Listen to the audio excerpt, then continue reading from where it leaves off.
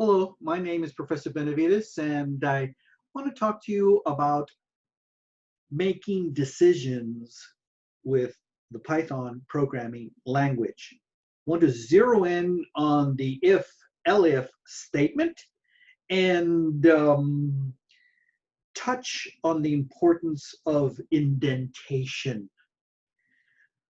So of course we'll cover a lot of other topics along the way, but that's the main idea. So let's go ahead and start Sublime. And as soon as we start Sublime, we're going to want to go ahead and save your file as soon as possible. And I'm just going to call this BMI because that's what we're going to do. We're going to calculate BMI, and based upon the BMI, we're going to go ahead and provide feedback as to whether the person is overweight, underweight, healthy, or the BMI is in error. Okay, so I'm just going to call this bmi.py. We'll put in some basic documentation here at the top with comments, program, programmer, date, and description.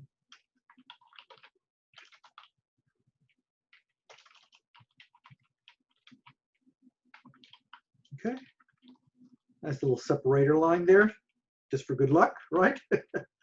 And we'll just call this bmi.py. Go ahead and put in your name.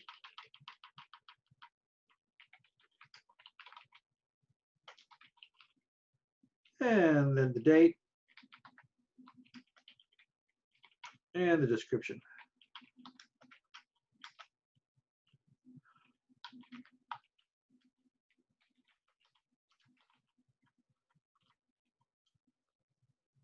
All right.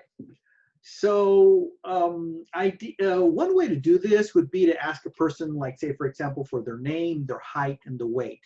That's going to go into the BMI equation. And based upon that equation, you're going to tell that person whether they are overweight, underweight, healthy, or invalid, whether the BMI is calculated invalid. So we could use the input function, but what I want to do is I want to provide some kind of some data that will go ahead and test each category or each classification so that I make sure that my if-elif statement is catching every particular category. So I'm going to go ahead and put the data in lists rather than putting them, getting the data in by means of a prompt from the keyboard. So let's just put the data in the list. So we'll have a name list, a height list, and a weight list. So we'll have, like, say, for example, Bob, Betty,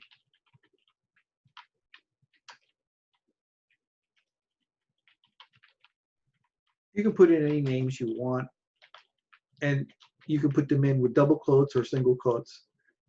I think a lot of Python people use the single quote because that way they don't have to like shift to get the double quote kind of idea.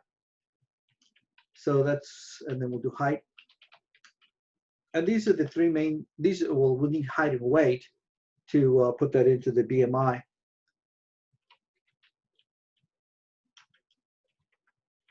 You need to use these numbers here, so I'm going to make it so that we test so that these heights and these weights will end up catching every category that we need to catch.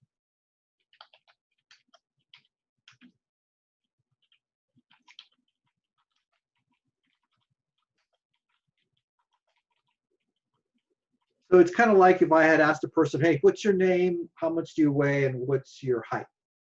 And you get those in and you put them into variables. But in this particular case, as I said, we're going to go ahead and just create three lists. Let's go ahead and put in the name of the program for the header.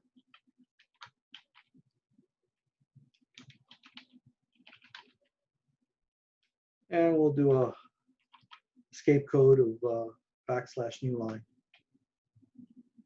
And then we'll have the report header So we can have, like, say, for example, I'm going to put this in caps, name,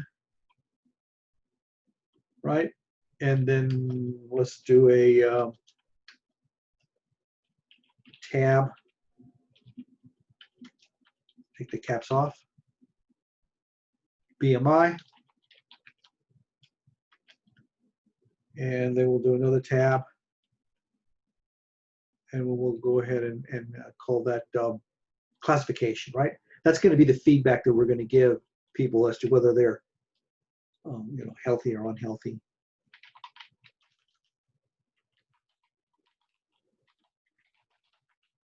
Okay. And then I'm just going to print a blank line for good luck. You could have just used an escape code at the end of the previous string. So now what we're going to do is we're going to go ahead and use a loop. And we're going to, in that loop, we're going to go ahead and calculate BMI. And then we're going to go ahead and print the detail line that will then have, like, say, for example, Bob's BMI and then his classification. Okay. So I'll say for I, a lot of people use I for index, but you could use, anything you want. In range, and I'm going to use the length property of one of these lists because it's the same length. I know the length is 4, so I could have just put range 4. But this way, in case the length of changes on one of these lists, then I won't have to make a change here. So after the 4, it's really important that you put in a colon. And when you press enter, it gives you that special indentation that we need. We're going to calculate BMI now. And that's going to be calculated as weight sub I times 703, and I have no idea why, but that's the equation that I got off the internet, right? Divided by height sub I times, believe it or not, height sub I again. Okay, so that's how we're going to calculate BMI. After we calculate BMI, this is where we get in to make our decisions. So we'll say if BMI, for example, is greater than or equal to 25, in that particular case, we're going to go ahead and say classification gets overweight. So in order to do that, notice how when I pressed enter, it did the indentation for me. If you mess up on that indentation, you're going to end up with either a syntax error or a logic error. So you got to be really careful. And notice I press enter here, and the indentation is proper. So then I can say classification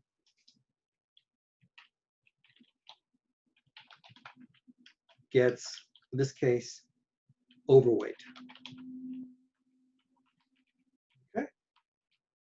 Pressing enter, it thinks it's in the same suite. That's the default. But in order to build my elif, I need to be parallel to the if. So I need to press backspace to get to the right place where I need to be. Otherwise, it's going to mess up. So now I can say elif BMI, make my next test greater than or equal to 18.5 colon, press enter, and it takes me to the right place. To be consistent here, should be a space before and after. That makes it, I think it's one of the PEP requirements on here. So now I'm going to go ahead and say, classification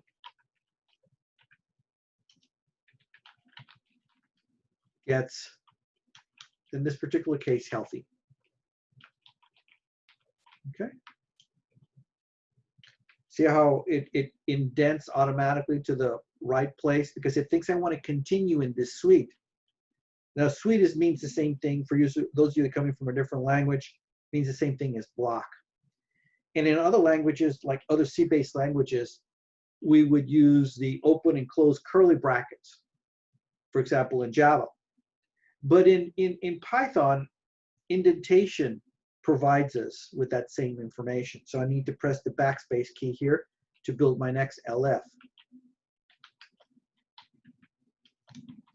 And in this case, we're going to go greater than or equal to 16, putting in that colon. And when I press enter, it takes me to the right place in that suite. And I'm going to say classification gets underweight.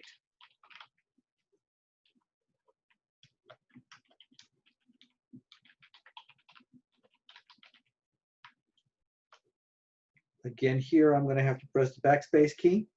I mean, unless I had more lines of code to put into that suite, but I don't.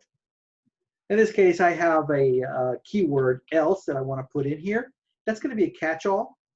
So the logic on this is, you know, if it's greater than or equal to 25, then you're overweight, and then it goes down the LF ladder or the LF chain, testing each condition. Okay, if those other conditions are not true, this last one will catch the else. In this case, we'll say classification gets invalid. Okay, so we've calculated BMI. We have tested the BMI so that we can determine the feedback that we're going to go ahead and give.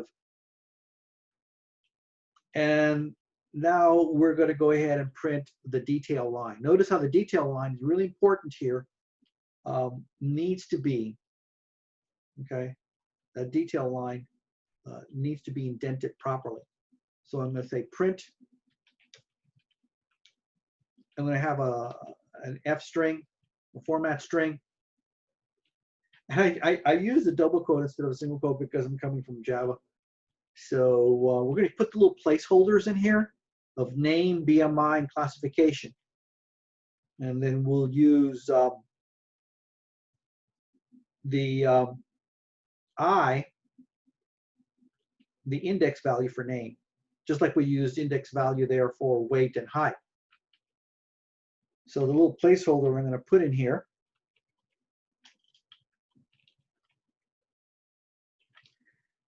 that's the first placeholder, and this placeholder I'm going to put in name, names of I, or sub I, is the way you would say it, sub. And I'm going to go ahead and give it title case. And then what I'm going to do here is I'm going to go ahead and tab. Okay, I want to tab out before I put in my next placeholder. And in my next placeholder, I'll put in BMI. And in this one, I want to format it to 2 decimal places. So to format this number, I'll put in the colon to signify that formatting will occur. The period to F, that will give me 2 decimal places.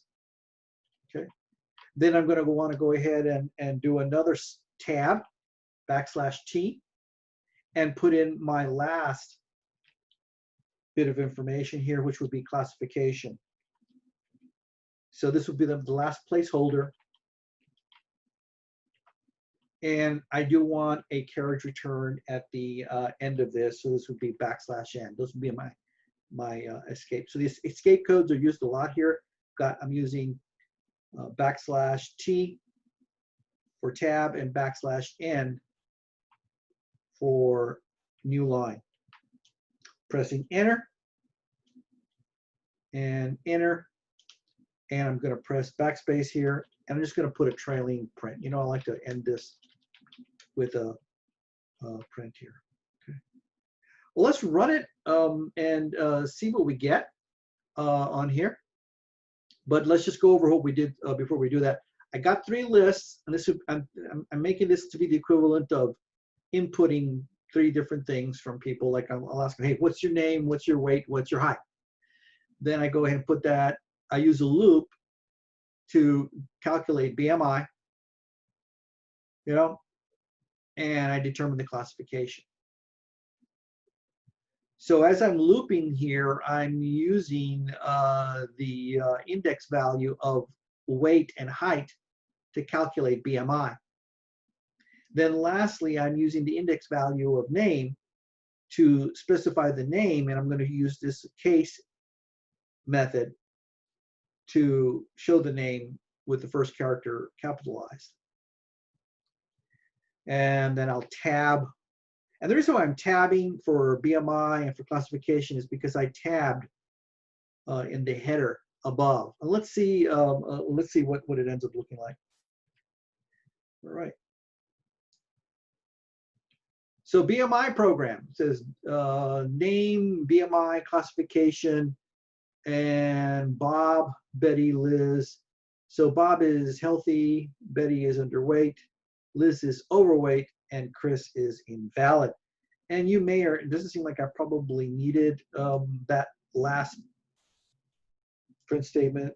So let me go ahead and get rid of that, run that again, because probably the last print on there, oh, here is this new line right here. See that new line? \n. That \n, I forgot that I had put that in there. So running this again, you'll notice it looks a little nicer on here.